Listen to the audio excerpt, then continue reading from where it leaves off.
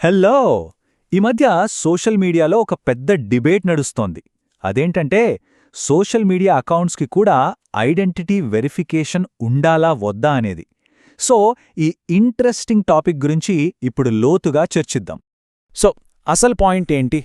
మనం వాడే సోషల్ మీడియాకి ఈ కేవైసీ ఖచ్చితంగా ఉండాలా? ఈ ఒక్క ప్రశ్న ఇప్పుడు ఆన్లైన్లో పెద్ద చర్చకు దారితీసింది. అంటే మనం రోజూ వాడే ఇన్‌స్టాగ్రామ్ లాంటి ప్లాట్‌ఫామ్స్‌కి కూడా ఈ కేవైసీ తేవాలనే ఆలోచన ఇప్పుడిది చాలా హాట్ టాపిక్. అసలు దీని వెనుకున్న లాభాలేంటి? నష్టాలేంటి? చూద్దాం.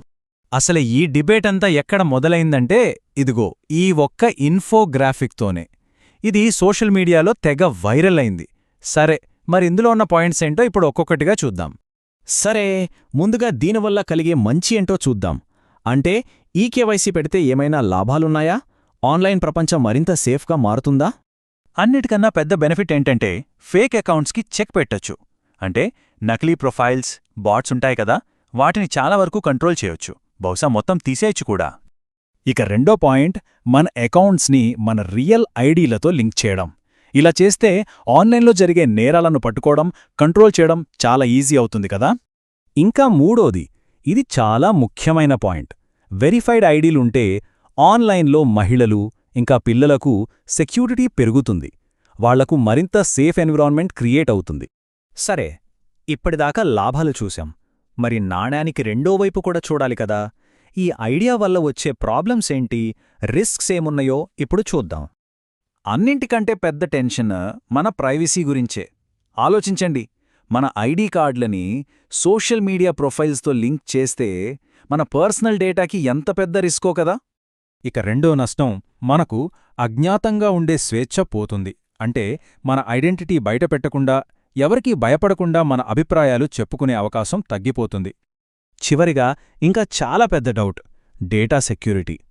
ఓకే, మనం డేటా ఇస్తాం, కానీ సోషల్ మీడియా కంపెనీలు మన సున్నితమైన సమాచారాన్ని నిజంగా భద్రంగా ఉంచగలవా? వాటిని మనం నమ్మొచ్చా? ఇది చాలా పెద్ద ప్రశ్న.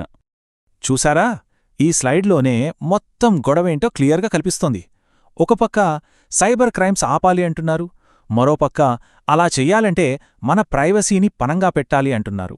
అంటే సేఫ్టీకి ప్రైవసీకి మధ్య పెద్ద యుద్ధంలా తయారైంది. సో ఈ వాదనలన్నీ చూశాక మనం ఒక పెద్ద డైలెమాలో పడిపోతాం.